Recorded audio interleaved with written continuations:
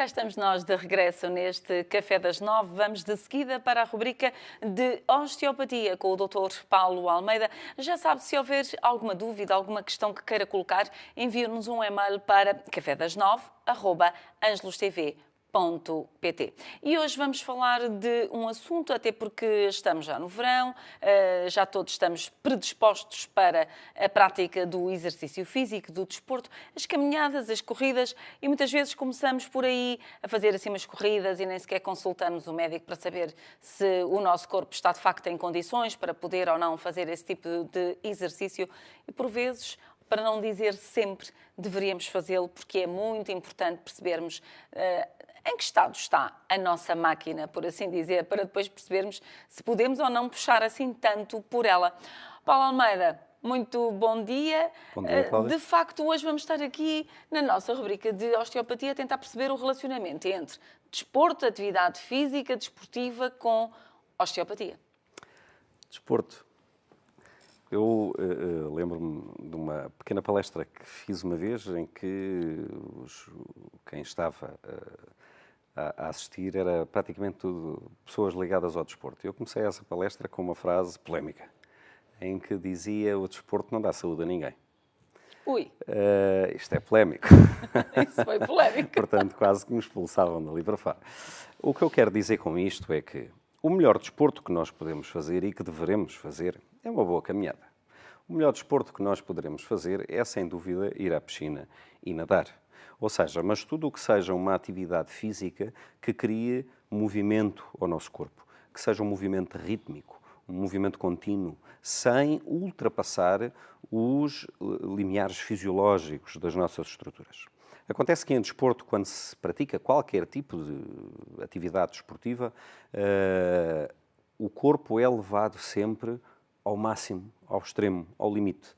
Portanto, se quem começa a correr, por exemplo, porque tem uns quilinhos a mais e começa a desenvolver uma atividade física, como a corrida, por exemplo, simples, e hoje em dia está a pegar muito moda, e ainda bem, é uma boa moda, começa-se a correr e a caminhar, porque não se aguenta muito a corrida, depois vai-se aumentando a intensidade da corrida, já se consegue correr 1 km, já se consegue correr 5 km, e quando se consegue correr 10 km, começa a não dar luta. E então, o que é que fazemos? Entramos em grupos em que se vai correr com esses 10 km, mas a ter gente que puxa mais por nós. E quando depois aquilo começa a perder a piada, começamos a entrar nos trails, começamos a entrar numas provas, digamos assim, até aos 20 km. Ou seja, nós buscamos sempre o limite, ultrapassamos sempre todos os limites e muitas vezes não temos os respectivos cuidados tão simples como às vezes o ter um massagista que vá desenvolver algum trabalho do ponto de vista muscular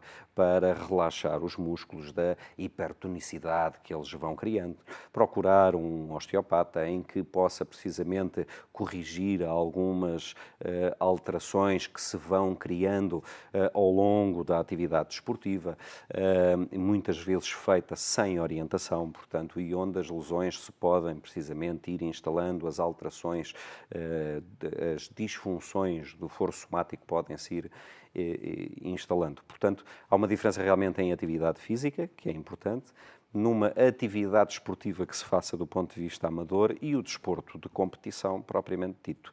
Temos variadíssimas atividades desportivas, entre os quais, por exemplo, as ginásticas rítmicas, as ginásticas acrobáticas, em que levam a estados de estiramento muscular e de hipermobilidade, porque têm uma elasticidade fantástica essas atletas, mas há efetivamente depois alguma incongruência do ponto de vista articular, porque há muita laxidão, há muita elasticidade, muita mobilidade.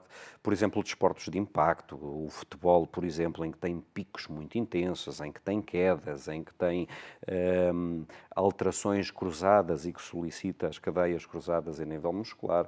Portanto, há inúmeras atividades. O ténis tem lesões específicas ao nível do cotovelo, assim como o golfe, por exemplo.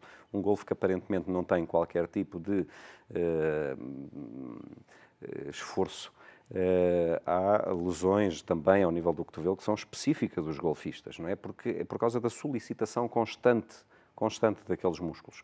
Portanto, o desporto deve ser feito, mas sempre devidamente acompanhado por um profissional, seja ele da área desportiva, no sentido de orientar o desporto bem feito, quer no âmbito da componente corretiva de lesões e traumas e microtraumatismos que possam vir a ser aplicados. Ou seja, na verdade, qualquer um de nós, antes de se predispor a iniciar a sua atividade física, deveria, de certa forma, consultar uma ajuda para perceber: eu estou bem, não estou.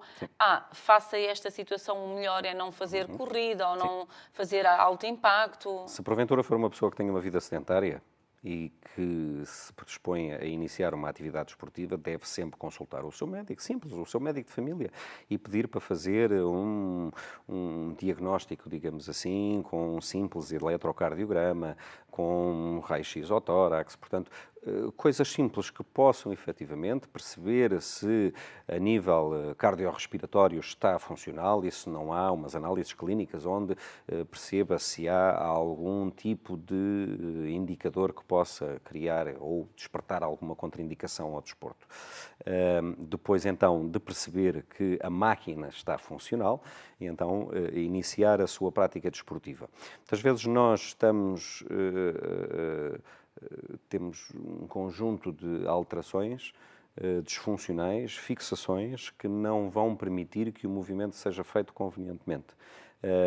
Se porventura eu iniciar a minha prática desportiva e tiver sintomas, dores musculares, dores articulares, seja o que for, eu devo imediatamente parar e consultar quem me ajude a ultrapassar essas barreiras. No caso da osteopatia, o seu trabalho é precisamente no sentido de manter todas as estruturas corporais disponíveis para que possa desenvolver a sua atividade sem levar à lesão. Portanto, a lesão aparece precisamente depois pelo esforço repetido ou por impactos indesejados e em que já não há disponibilidade do corpo para aquele tipo de atividade. Portanto, como em tudo, deve estar atento ao seu corpo para perceber se ele dá algum sinal de que algo não está bem. Paulo, principalmente aquelas pessoas, como há pouco referenciava, que têm uma atividade física, até já estamos aqui no nível de atletas de alta competição, que fazem muitas vezes, como é que se vamos explicar? Fazem muitas vezes aquele exercício, porque é assim que vão ter que fazer muito bem na prova e, portanto, no treino vão ter que repetir aquilo imensas vezes.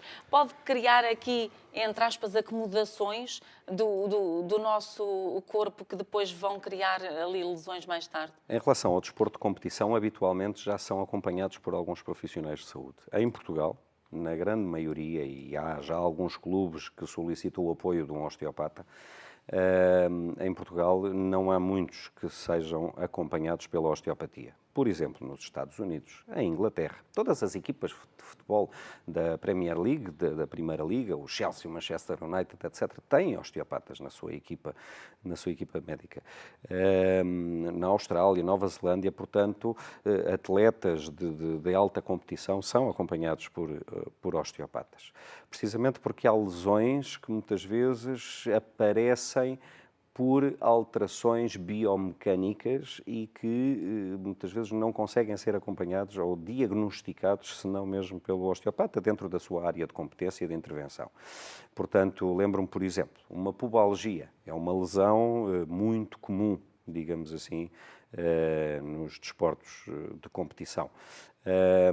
É algo que envolve várias estruturas, quer ao nível dos membros inferiores, quer, por exemplo, da musculatura abdominal, que envolve muita musculatura, como, por exemplo, um simples períneo, um soalho pélvico, a base do corpo, digamos assim, que no caso da mulher, em particular, até é mais vulnerável. Isso é muito discutível, porque a bacia da mulher é mais vulnerável e até mais aberta em si, e fala-se muito que é por causa de terem filhos e isto e aquilo. É verdade, por um lado, mas por outro é porque tem 3 pontos de fragilidade. Portanto, são estruturas que devem ser equilibradas para que essas assimetrias, por exemplo, quando faço um remate numa bola, eu solicito músculos só de uma perna, porque eu vou fazer o remate só com uma perna, portanto eu aplico um efeito de torção muito grande na minha bacia. A nível do cabeceamento no futebol, exatamente a mesma coisa, portanto eu vou aplicar efeitos de torção sobre o meu corpo, e torções essas que muitas vezes não são desfeitas. Portanto, então é preciso criar esse ponto de equilíbrio, de mobilidade entre as estruturas para que não haja esforços repetidos, assimétricos e que possa levar a lesões, como o caso, por exemplo, da pubalgia, como eu referi, as tendinites, as tendinopatias, etc. Segundos finais, em 10 segundos, uma mensagem lá para casa. A melhor mensagem que eu posso deixar é pratiquem desporto, ou pelo menos algum tipo de atividade física. O caso das caminhadas é ótimo, no mínimo fazer boas caminhadas. Caminhadas não é de 10 minutos ou haver montras, é caminhadas de 1 hora, de 50 minutos. Poderem ir à piscina é fantástico, porque aplica muito movimento articular, com menos carga no corpo, portanto, onde relaxa os músculos e onde permite precisamente essa ativação a nível osteoarticular e sempre que há movimento, há bombeamento, há facilitação na drenagem no corpo, há um fortalecimento de todo o sistema imunitário, logo por consequência. Portanto, se houver sintomas ou dores durante essa prática desportiva, não parem o desporto por si só porque sentem dores, consultem ajuda no sentido de corrigir aquilo que está mal para que continuem a praticar a atividade desportiva e vivam mais anos e mais saudáveis e melhores. Muito bem. Fica por aqui então a nossa conversa nesta rubrica de osteopatia com o Dr. Paulo Almeida. Se tiver alguma questão, alguma dúvida a colocar, envie-nos um e-mail para cafedas9@angelostv.pt. Já a seguir, entramos com mais novidades.